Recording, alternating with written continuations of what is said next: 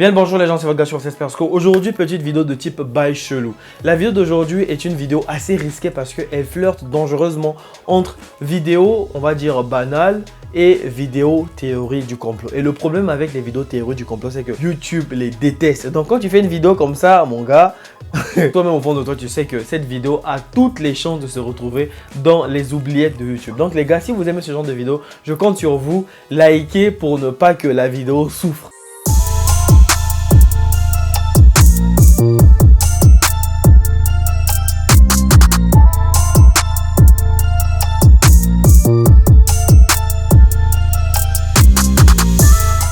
Alors, il se passe quoi? Il y a de cela quelques années, j'étais un grand fan de musique, je regardais tous les clips qui passaient et j'enviais les artistes que je voyais. Ils avaient les thunes, ils avaient les bling bling, ils avaient les meufs, ils avaient tout pour eux.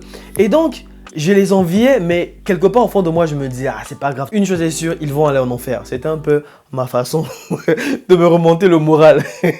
Et un jour, je tombe sur une vidéo de Rick Ross. Et dans cette vidéo, le mec est en train de dire God is good, man. Tu vois, le truc de I'm blessing, je suis béni, Dieu m'a tout donné, Dieu est bon, faut toujours prier Dieu. Et là, je suis tombé des nues, je me suis dit, mais lui aussi, il va aller au paradis avec moi. J'étais vraiment dégoûté. Tu t'imagines? Toi, tu t'es privé toute ta vie. Une fois arrivé au paradis, tu es en train de chanter Alléluia, Amen, Amen, Alléluia. Amen. Et tu regardes derrière toi, tu vois Rick Ross et Lil Wayne en train de chanter Alléluia, Amen, oh, Amen. Amen, Alléluia, Amen, Amen, Alléluia, Amen, Alléluia, Amen,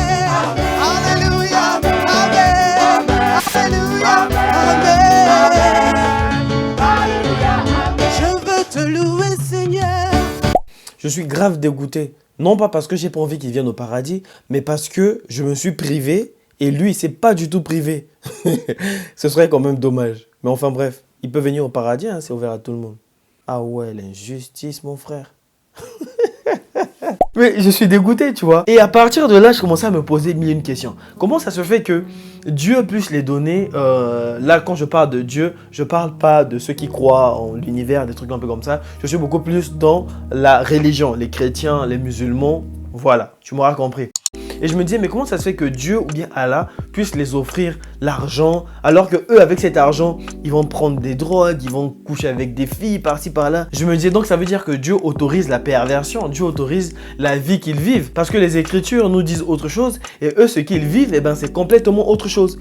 Et donc, je suis tombé sur une vidéo. Cette vidéo, c'est celle de Ike Osiris. Dans cette vidéo, que nous dit Ike Osiris? Il nous fait comprendre que les artistes que vous voyez, eh ben, il faut que vous soyez conscients que si vous décidez de faire ce qu'ils font, c'est que vous acceptez pleinement le fait de servir l'oncle S, le petit bonhomme sous terre. Parce que, soyons réalistes, la vie que eux ils vivent, c'est pas une vie qui est encouragée par les Écritures. Le petit bonhomme aussi a la possibilité de bénir les gens. Eux, il est béni parce qu'il sait que en les bénissant comme ça va les détruire. Il n'y a qu'à regarder la vie de certains artistes. Et ben, quand ils ont l'argent, qu'est-ce qu'ils font? Ils tombent dans les drogues, ils tombent dans le sexe, ils tombent dans tout ce qui est interdit par les Écritures.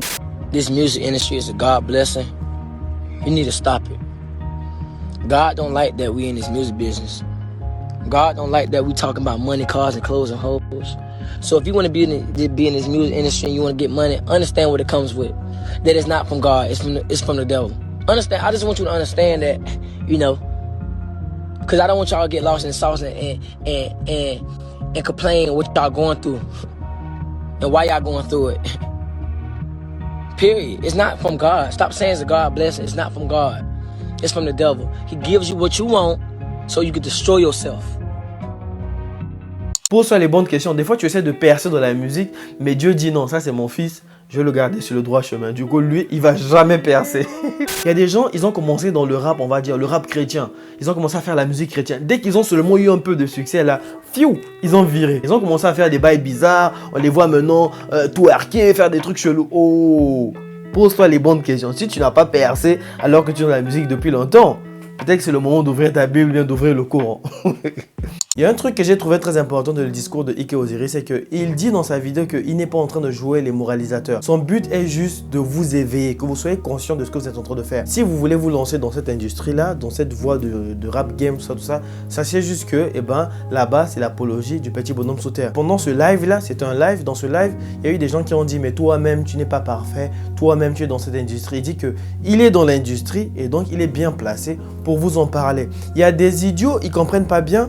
Il y en a qui viennent sur mes vidéos et me disent « Ouais, mais toi-même, tu sais à quel Dieu. Toi-même, tu as beaucoup de bijoux. Toi-même, tu es ci, toi-même, tu es ça. » Les gars, je vous dis que sur ma chaîne, je ne fais pas du prosélytisme. Je ne suis pas un évangéliste chrétien ou bien même comment on les appelle chez les musulmans. Enfin bref, je suis pas en train de faire l'apologie du christianisme ou bien même l'apologie de l'islam. Je suis juste en train de vous parler. Maintenant, si parmi vous, il y a des gens qui croient en Dieu, ça va fortifier leur foi. S'il y a des gens qui croient, par exemple, qui sont des non-croyants aussi, pareil, parce que je parle à tout le monde. D'ailleurs, n'hésitez pas, dites-moi dans l'espace commentaire s'il y a aussi des satanistes parmi mes abonnés. C'est très important, j'ai envie de savoir. Et les gens, n'insultez pas. S'il y a un sataniste, laissez-le se manifester.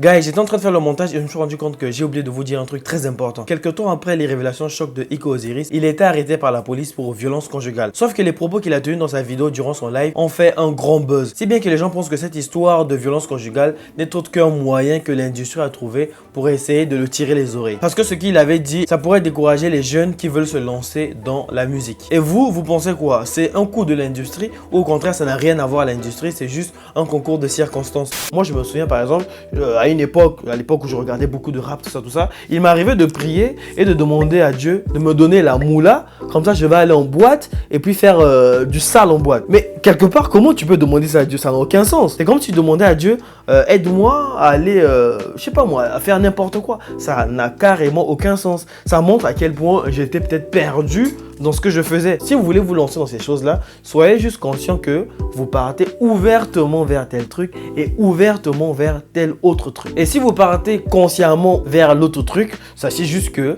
l'autre gars là, lui aussi, il peut vous bénir. Ça me fait penser à un passage que j'ai vu à l'époque où il y avait Eddie Murphy qui parlait de Sammy Davis Jr. Le gars, il avait v'là le succès, tout ça. Et un jour, lors d'une conversation, regardez ce qu'il a dit à Eddie Murphy.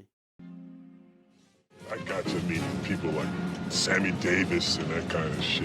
Sammy told me he worshiped the devil. Sammy was like, you know, Satan is as powerful as God. I was like, what the fuck are you talking about? He says, why do you think there's so much anger in the world and killing and murder and Satan? And he saw my reaction to it and he kind of lightened up on it. And he was like, Dan Tan is dark and it's the candles on the table and Sammy's face over the candle. You know, Satan is as powerful as God. Ça m'a fait penser à un artiste que vous connaissez tous, c'est 6ix9ine. Après cette histoire, je ne sais pas si elle est vraie ou si elle est fausse, mais en tout cas, il y a de cela quelques années, je pense 2-3 comme ça, il a mis sur Instagram qu'il avait accepté de dealer avec le petit bonhomme sous terre, tonton Lucie, aka l'oncle S, toi-même tu connais. Il a dit qu'il avait accepté de dealer avec lui pour une somme de je sais pas combien de millions de dollars. En ce qui concerne Sammy Davis Jr., comme je vous ai dit tout à l'heure, je ne le juge pas. En soi, il a le droit de faire ce qu'il veut. La preuve, il est devenu sataniste et il a demandé la permission à personne. Le truc avec les satanistes, c'est qu'ils n'ont pas la même vision que nous avons d'eux. Quand je parle de nous, je parle des non-satanistes. Pour eux, le mal, c'est, je vais prendre l'exemple des chrétiens, c'est les chrétiens et plus précisément Jésus. Parce qu'il se passe quoi? Dieu crée l'humain avec des désirs. Et une fois que ces désirs-là se manifestent, Dieu l'interdit de les assouvir. Alors qu'avec le petit bonhomme sous terre, c'est complètement différent parce que lui se présente à eux comme étant le sauveur. Il les permet d'assouvir tous leurs désirs. Satan représente l'indulgence plutôt que l'abstinence. Satan représente l'existence vitale et non les promesses spirituelles irréalistes. Satan représente la sagesse infinie au lieu de l'hypocrisie dans laquelle se complaisent les hommes. Satan représente la bonté pour ceux qui la méritent au lieu de la prodigalité gaspillée pour les ingrats. Satan représente la vengeance plutôt que le pardon. Satan représente la responsabilité à ceux qui savent l'assumer plutôt que de se soucier des vampires psychiques. Satan représente l'homme simplement comme un animal parmi tant d'autres. Parfois mieux, souvent pis que ceux qui marchent à quatre pattes, qui, grâce à son prétendu développement intellectuel et spirituel, est devenu le plus vicieux de tous les animaux. Satan représente les prétendus péchés puisque ceux-ci mènent à la gratification physique, mentale ou émotionnelle. Satan est le meilleur ami que les églises aient connu puisqu'il les a maintenant en affaires depuis si longtemps. Je suis ta fille nous disait dans son commentaire que elle est plus du côté loi d'attraction, l'univers, des trucs un peu comme ça. Ça me fait penser à un artiste que vous connaissez tous, c'est XXXTentacion. Je me souviens en 2017, il y a un youtubeur qui a eu X en vidéo. Il a aperçu dans un magasin et est allé l'attendre à la sortie. Quand X est sorti, il est allé naturellement vers le gars. Et là, ils ont commencé à parler. Et pendant qu'il parlait, X l'a donné quelques conseils pour réussir dans la vie. Il a dit que la clé, c'est d'étudier la loi d'attraction. Hey man, I appreciate so much, dog. Nice meeting you. Study your laws of the universe. Laws of the universe. Or get the master key. Le premier commentaire que j'ai lu venait de Meg. Elle disait qu'elle allait jamais dealer sa connexion Petit Bonhomme Sous Terre. J'ai vu qu'il y avait un gars qui l'avait répondu en commentaire en disant: quand tu vas mourir, tu n'iras pas au paradis, il y aura juste les asticots et les vers pour bouffer ton corps. Ce qu'il dit n'est pas vraiment faux. On ne sait pas exactement ce qui va se passer après la mort parce qu'on n'a pas de preuves concrètes de ce qui se passe. C'est vrai, il y a des expériences de mort imminente, tout ça, mais ça encore, c'est pas confirmé à 100% que c'est réel parce que chacun voit ce qu'il connaît. Donc voilà, c'est pas des faits avérés. Si on reste sur cette base-là, il y a des fortes chances que tu te retrouves avec un gars qui faisait n'importe quoi durant sa vie sur Terre, dans l'au-delà là-bas, en train de s'ambiancer avec toi, qui était sain, qui était correct. Mais bon, pour rester sur le cas de Meg, je pense que vous avez tous vu la série Squid Game et cette série-là explique bien cette histoire de Meg qui dit qu'elle va jamais dealer avec le Petit Bonhomme Sous Terre. Quand vous regardez cette série-là, on se retrouve avec des gens qui sont outrés à l'idée de devoir buter pour gagner de l'argent. Si bien qu'ils refusent, ils annulent le jeu et partent. Sauf que quelques temps après, ils se rendent compte que voilà, c'est chaud, c'est difficile, tout ça là. S'ils veulent s'en sortir dans la vie, ils sont obligés d'aller buter. C'est pareil. Aujourd'hui, toi par exemple, en temps normal comme ça, tu vas jamais dealer. Mais il y a des situations qui arrivent dans la vie qui font que on finit par changer. Et je pense que c'est pareil avec le deal. Il y a des gens qui disent je vais jamais dealer, mais au final, ils finissent par dealer. Après tout ce long monologue sur les chrétiens, les musulmans, les satanistes, les non-satanistes, j'ai juste une question à vous poser. De quel côté vous êtes? Est-ce que vous êtes du côté des chrétiens, vous êtes du côté des musulmans, ou vous êtes du côté des non-croyants, ou même du dernier côté, celui du Petit Bonhomme Sous Terre? Dites-moi ça dans l'espace commentaire et essayez de rester poli. Je vous kiffe, on se dit à de prochaines vidéos. Prenez soin de vous, c'était votre gars sur OCS Persco. Bye bye, bye, bye, bye, bye, bye.